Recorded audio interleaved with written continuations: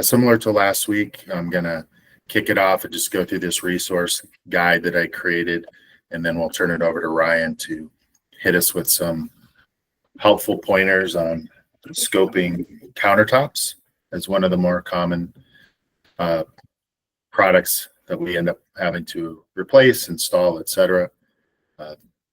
Most importantly, wanted to build this resource guide, and then we'll collect tips and tricks and other references as we go along. Kitchen and bathroom countertops, I threw all into one lump. There's some nuances, obviously, between the two.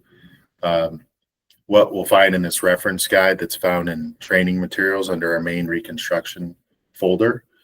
It has descriptions as well as links to websites that you could go dig deeper into any one of these topics. But both in the front of this document and the back, I hit on a lot more of countertop types.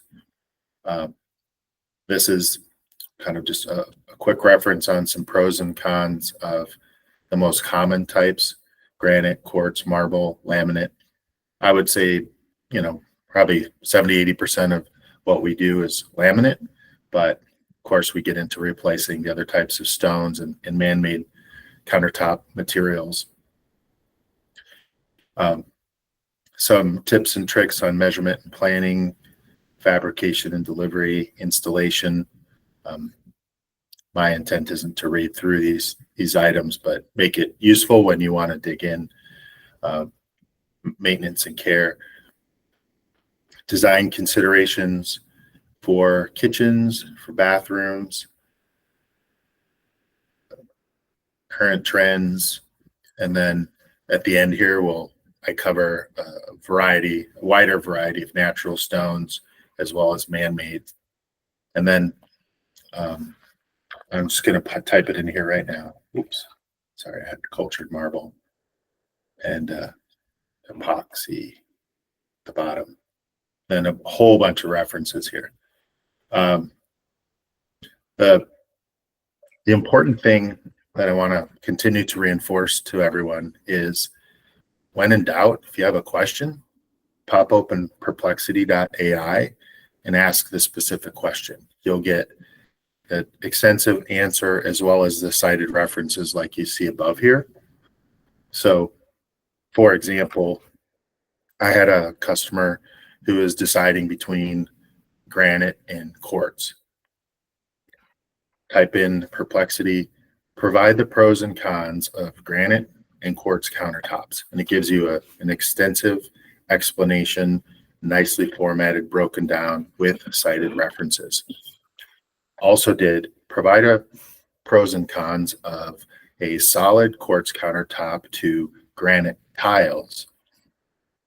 Again, any scenario that you're faced with, put it into Perplexity, ask the question, and then you're immediately enabled with all this information that you can then pass on to the customer. Makes you look like an expert, gives them more decision-making criteria, and you don't have to go through this long process to hunt down the information if you just Google it, which is kind of what we're all used to in the past.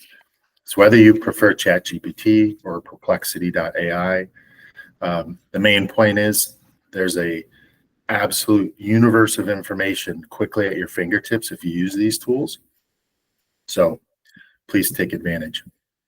I'm going to take notes this time when Ryan's talking about scoping tips and tricks. So Ryan, why don't you hit us with some of your commonly experienced issues, things to look out for. Just kind of give us some of your knowledge. Yeah, a couple things when it comes to countertops. First off, countertops are probably one of my favorite parts of the building materials that we deal with. I can tell you that it's also a really good sales tactic when it comes to what you guys do. Women love their countertops, and I can tell you can get in good with the wife or a female when you're talking about their countertops and how beautiful they are and where they got them and if you're really interested in it, I can tell you it really helps. There's a lot of different types of countertops, folks. We have butcher countertops, we have concrete, we have flat laid, post form, granite, quartz, tile, marble. Again, as I've said in most of these trainings, the details matter. What are we looking at? The challenging part when it comes to countertops is understanding the grade of countertop. Is it a high grade? Is it a low grade? Is it a standard grade? Is it a premium? Some of this stuff just comes with experience. When you're talking about a flat laid laminate, which is kind of your standard countertop, what would be the difference between a average grade or a high grade? Part of it is the color, part of it is the design that's in the countertop itself. A good way of going about that is, you can kind of go to Home Depot and look at the pre-made laminate countertops that you can buy, 48-inch countertops, 60-inch countertops. They're already there, they're already pre-built. Those are average. And you'll notice that the design and the way it's put together it's just very basic. Okay, that would be an average grade countertop. If you get something that has a little bit more intricate design in your laminate, maybe a different type of edge, that stuff is where I would start leaning towards going to a high grade laminate countertop. I would say that one of the misses that I tend to see, this comes from us, this comes from other contractors, is the backsplash. Most of the time it's included in the line item technically, but it doesn't necessarily list it. So it's one of those things that we should be adding, that we have a 4-inch laminate backsplash, even though they come as one piece. Putting that in there, let the adjuster argue with it and tell them to read the description and Xactimate. Does it say that it includes the backsplash, or does it say that it needs to be added? So when I look at the details, it's not 100% clear, because it says if miter corners or backsplashes are needed, use these items if they're needed. Okay, well, that's kind of a subjective question. They're needed every time. But again, the countertop people are always going to build that 4-inch into that laminate top. Matt? So this actually came up yesterday in a discussion with Eric and I. When we measure countertops, we're measuring the linear foot times the width to get square foot, and then the backsplash, you have to do the same. So if it's a 4-inch backsplash, 4-inch or 0.25 feet times linear feet will give you the square foot of the backsplash. So don't forget to add that square footage. And then if there's any uniqueness to the type of backsplash, if it's, in our case, it ended up being tile, which is a whole nother add-on, but differentiating, making sure you're adding the right square footage, and then differentiating the type of backsplash. Are there other nuances to backsplashes that you might want to highlight?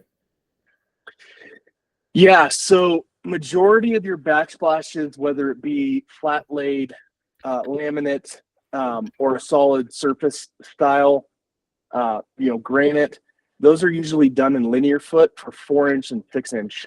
If you have a backsplash that's granite that's all the way up, it's above 4-6 inches, use the square footage to say, hey, this is how much granite backsplash this is, right? And so you'd have to really make sure that you notate that. Tile, same type of thing. Essentially, you're telling us the square footage of the tile on the backsplash, and there's a line item for for additional labor for a backsplash for tile.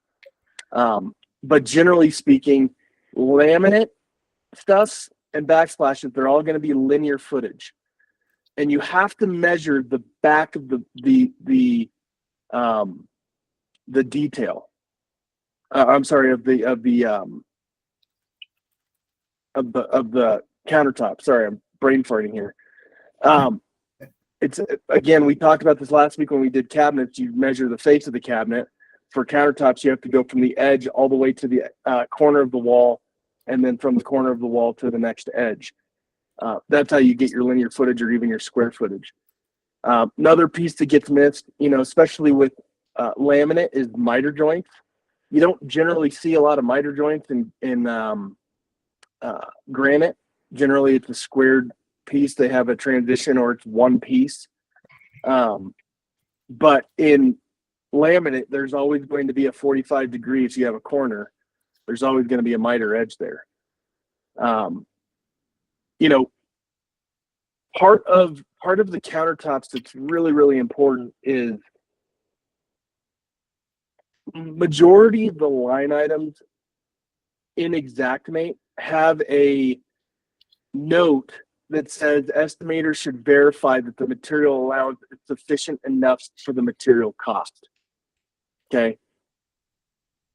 That means we may have to supplement something, right? Or we have to change the grade of what it is. What differentiates, let's go to granite and marble. What differentiates, an average grade granite or marble countertop to a high grade or a premium grade?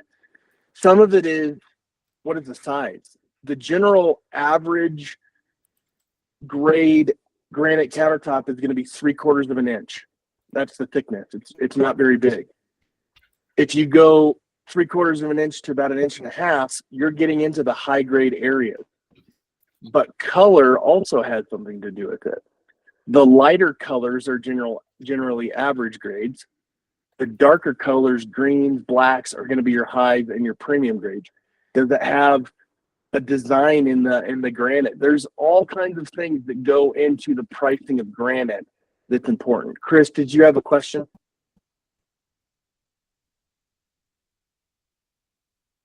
I think it just flashed that he joined. So. Okay. I thought it was a raise hand type thing. So think about that stuff when you guys are looking at these. Do I have a darker green or black or pinks, or is it bird's eyes? What are we looking at in this stone? You guys have to think about that granite is cut from a rock. Okay, so it's really hard to match granite. You can get colors close, but the design, that's near to impossible to emulate a design once you've gone too deep into the rock. So that changes the way that the pattern is, that changes the way that it's priced. As it gets darker, it gets more expensive. So just something to think about. The other piece too is, what kind of edge are we dealing with on the granite? Do we have a beveled edge? Is it just a normal granite edge? Or are we talking about having, a waterfall edge? Those things are more expensive. Make sure you're talking to your countertop folks of, would you consider this an average grade edge? Would you think that this type of edge is a high grade? Square edges are actually extremely difficult. That is a high grade edge. Some of them have a little flat bevel, and then they go flat. Those are tough to be able to put together on a piece of granite, because if they screw up that edge, that rock is done. So really important to make sure that we add the edge for these different things. Even laminate has an edge that we have to put on. Most of the time it's not separate, but if it's not your normal, bullnose style edge, it might be a high grade edge that we need to add for additional labor for that countertop company to put in there. Matt. So for waterfall, let's dig into that another layer. I was just about to go to that. Yep. Yeah. So is it distinctly called out in Xactimate as a classification, or whatever the right word is? I'm sure you have to add the square footage, but how you install a waterfall and have to join the two. So talk a little bit about how we account for waterfall. Yeah. So first off, does everybody know what a waterfall is? To make sure, I just pulled this up on Google real quick just so everybody could see it. This part is a waterfall edge. Okay. And you can get really fancy where it has epoxy in it and stuff like that. So number one, if we're looking at this, this whole countertop is being measured, whether it's linear foot, square foot. Most of the time, you're not going to usually see a laminate countertop with a waterfall edge. Mostly going to be a rock. Okay, so it'd be done by square footage. Could be a butcher countertop too, or I guess they could probably do concrete. I've never seen a concrete waterfall edge, but you could have a wood. Anyway, so you'd have to measure your square footage here. There is a line item for the additional labor to fabricate and fit it, and it's in the veiled price list. It's like $125 or $120 a linear foot for that. So obviously, this would be about $360 in addition to the material and labor that's included in the granite line item. You're So, not yeah, usually going to. I'm sorry. Go ahead. Sorry, buddy. I interrupted. You can finish your thought, and then I'll ask a question. Yeah, no problem. Generally, you're not going to see this on like an average grade countertop. By the way, notice the thicknesses in this thing. Here's another one that has a lot of thickness to it. Okay, most of the time you're not going to be able to do that with a 3/4 edge. It's going to be something thicker. So make sure you're considering that stuff when you're looking into how is this put together, so that we can make sure we're putting in the right stuff. You can see that most of these countertops that have pictures here, these would be pretty high-end pieces of rock. So even though this is lighter, white is not necessarily. I wish I had a picture of like my countertops would be considered an average grade granite or grade stuff. It's good that Brian, you when can I was normally just pick up. sorry, just to put a finer point on the waterfall. We add the square footage and note that it's a waterfall because there's extra labor in cutting the 45s off the counter and the waterfall edge so they're joined. Don't just add the square footage of it. You have to note that it's a waterfall because there's extra labor to install it securely at the bottom and the top. Yeah, the other piece that I would say gets missed a lot on waterfall is the edge. We still have an edge treatment that has to be done. And by the way, it's not just the edge here, it's also the edge on top. If this was against the wall, we'd only have 2 edges to do. If this is an island like this one, we'd have 3 edges that have to have a new edge. If this, another piece here, all of this up, across, down, across here, both sides of the granite have to have a smooth edge. You couldn't leave a rough edge on any of these pieces. So I would edge out this entire damn thing of this island so that it matches properly. So, Brian, let's talk for a minute about the different types of finishes on a stone material like granite.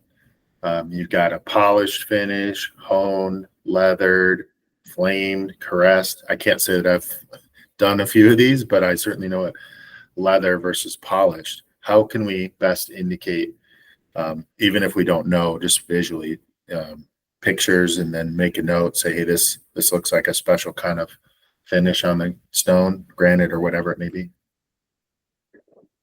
yeah, that's the best way to do it.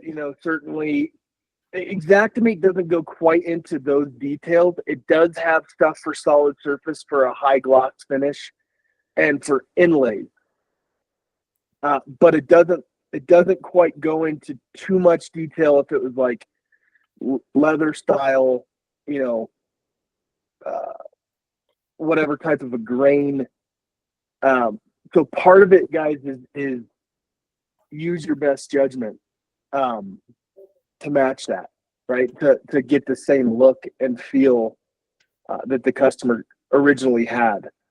But certainly any more notes that you want to add to the detail, we're going to take a good look at that and see what we can research in Xactimate to find those type of line items.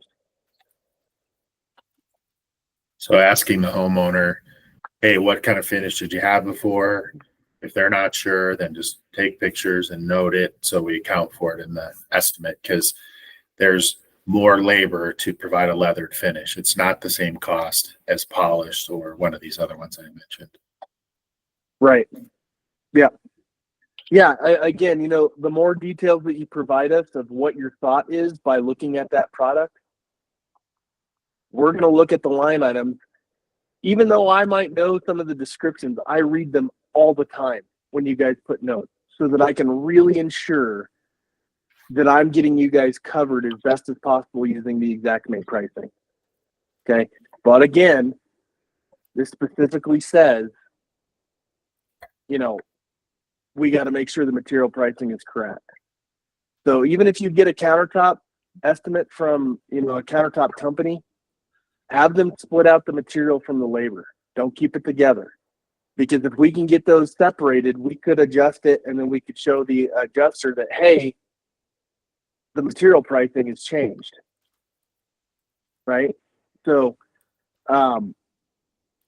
it's kind of like when we were talking about the direct supplier stuff. We want to make sure that we get appropriate pricing for that and be able to provide that to the adjuster. Tile countertops. First off, gross. Tile countertops are disgusting. If you have tile countertops, I'm sorry, you should change them. They just get nasty because grout holds all the bacteria in there. It's really, really hard to clean in the grout. Number one, I would highly encourage anybody to try and get their customer to get away from tile countertops. If they upgrade to granite, they'd be much happier. But certainly, if they like their countertops, their tile, we can't really avoid that. And obviously, when we put this stuff together in exact mate, we have to do like, kind, and quality, and then they would do a change order. What kind of tile are we dealing with? Is it just an average grade ceramic you can pick off the shelf? Do we have to custom order it? If it looks nice, call it high grade. I always do. Let the adjuster try and debate you. If we have to send it to ITEL, we can send it to ITEL. But keep in mind, ITEL, even though they're independent, or they say, their pricing isn't always accurate. One of the things that we have to look at when we're doing ITEL of anything is, can they find that exact product? Because if they can't, the pricing is irrelevant. I have to have a like, kind, and quality. So if they're giving us a like, kind, and quality price, they should be giving us examples of what that product is so that we can actually determine, is this of like, kind, and quality? And if it is, great, then that's the price. But make sure you're paying attention to that stuff too, because they might say, hey, here's the tile, it's $4.25, and here's where you can get it. You might go to that manufacturer, that product, and they may be out of stock. And then you go to somewhere else and you find it, but it's $5.25 a square foot. Now your ITEL pricing is off. Okay. Ryan, yeah. Sorry, we've got 5 minutes left. I know these sessions tend to go quickly. Yeah. You want to leave a little bit of time. Maybe we do bathroom countertops. I think that we could do another session on that entirely, just because there's some uniqueness to vanity only, the combo vanity countertop. But if you have a couple comments, we can dive in. Just two things real quick, guys. Tile is always going to have a sub deck. It's usually a piece of plywood. Okay, that has to go on something. So make sure that you're considering that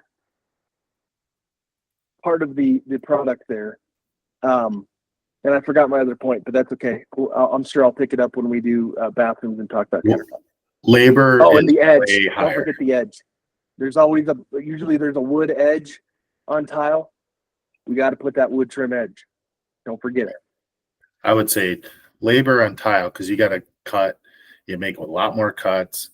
Labor's, I don't know, at least 3 times higher than a traditional, single piece cut stone countertop material. Probably higher than that, but it's higher for sure to install a tile countertop. Eric, you got a question, buddy? I do. I just had a quick question. I don't know if this is included in the price, but also the type of sinks, undermount, overmount, farm style, the types of water fixtures, if it's 3 holes, 3 prongs, soap dispensaries. I'm not sure if that's all inclusive, but those that's in items plumbing. Yeah. Okay.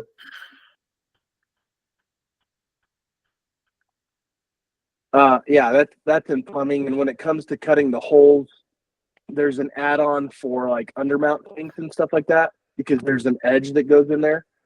But as far as like your holes for your sink faucets, that's mainly between you and your countertop folks. That's not really an add-on price. Mr. Ponder, good question, Eric. Ponder, you got one? Yeah, I was just wondering about, do we need to let you know if there's more than like a 12-inch overhang or anything like that, or you just need the square footage and edge and Just the square footage. The only thing you would want to make sure of, Mike, is after a certain distance, there has to be a mounting bracket in there. right. So I think it's 16 or 18 inches for the overhang, and then it has to have I don't think 12 inches needs it, but I could be wrong. But you'd want to look and see what the customer has, right? If they don't have one, technically speaking, they're not owed one. However, is they should have one. Let's say it's an 18-inch overhang, and they don't have a bracket there.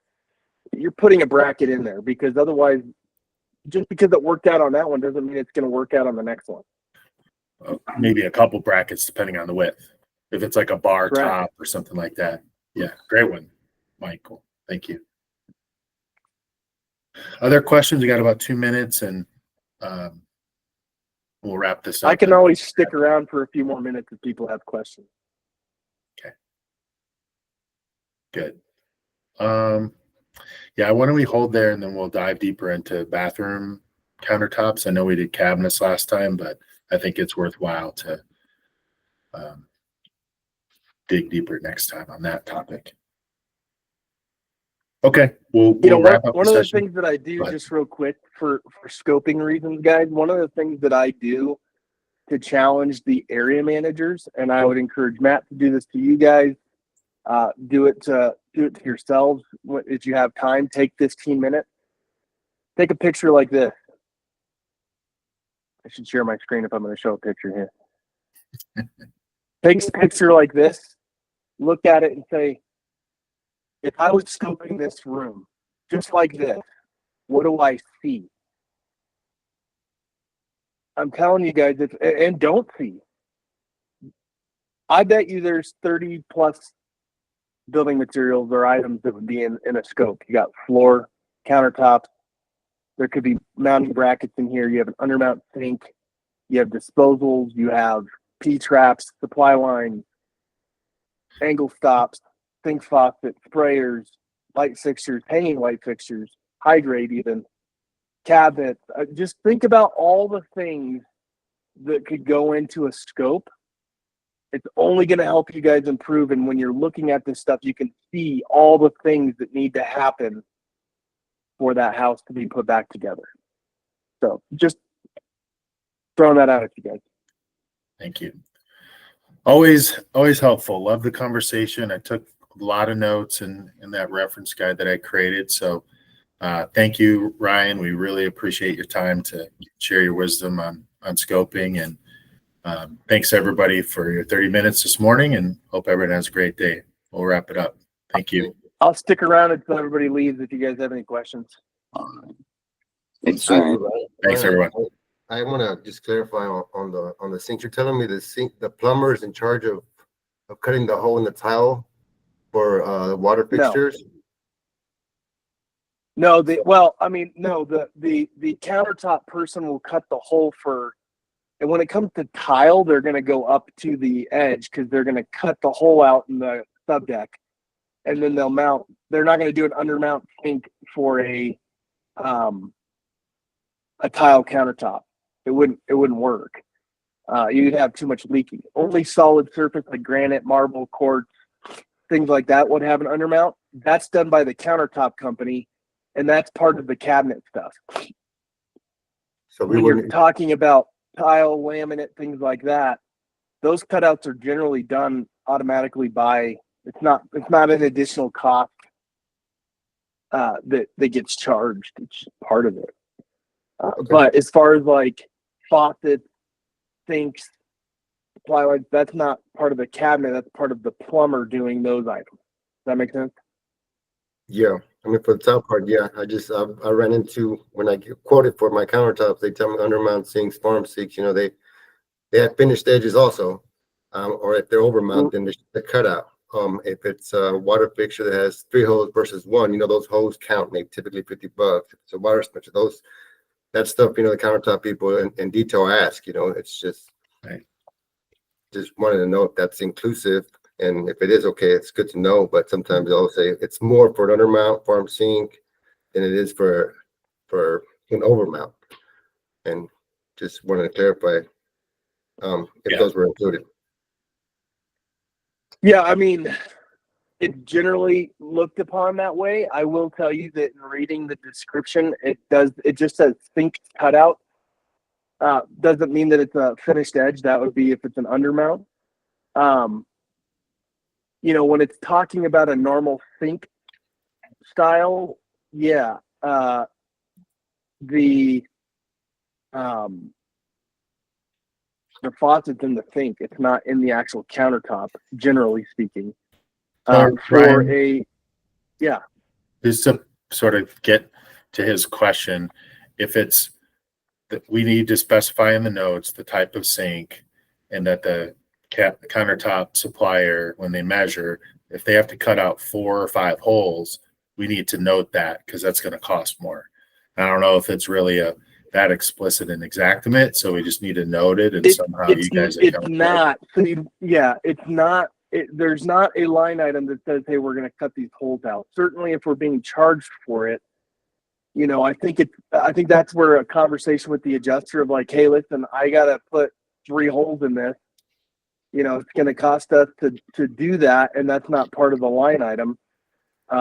Certainly, if you get into a debate with an adjuster on something like that, I'm happy to get on a call with them and say, "Hey, listen, I'm reading the descriptions. Just read the description. So we've got to add this in here. How would you like to see it?" And if it's an audit, that's another piece. Like, we would have to make sure that they understand we're having to create a line item to put these holes in there. Good one. Ross, you got your hand up there, bud? Yeah. So I guess in the event, say somebody has like a custom DIY bar set up in their basement, how would something like that be billed? Because I know something like that could often be custom, and it's not going to be, priced out just on material through Exactament. How would we scope for something like that? Well, I mean, there is a line item in Exactimate for a bar with a granite top. It's mainly used for commercial, but it would include the bar and the granite countertop. A lot of times what I've done in residential situations is I put it in as custom, like a custom cabinet, and then whatever the countertop is, Okay. be it granite, butcher, and then I separate those, just like I would do a kitchen. Okay. Yeah, that makes sense. It's a good one. Okay. Thanks everyone for hanging on. Appreciate the extra questions. We got to run, so yeah. If you got another question, Eric. No. He left. All right. Everybody, I can stick around until everybody leaves. I don't mind. All right. Thank you. That was the only question I had for you. All right. Cool. Thank I got to you. run. Linda, Ryan. Yeah. No, this is Thank you, very Ryan. useful information for everybody. Thank you. What's that? No, this is very useful information for everybody. I'm glad everybody's getting something out of it. I'm a terrible trainer. I try to do my best. No, it's But good. I hope I It's give you good. guys the right information. Yeah, no, it's good. So everybody, knows what's included in their estimates, and all their estimates are consistent. Eventually, guys, and I'm hoping I can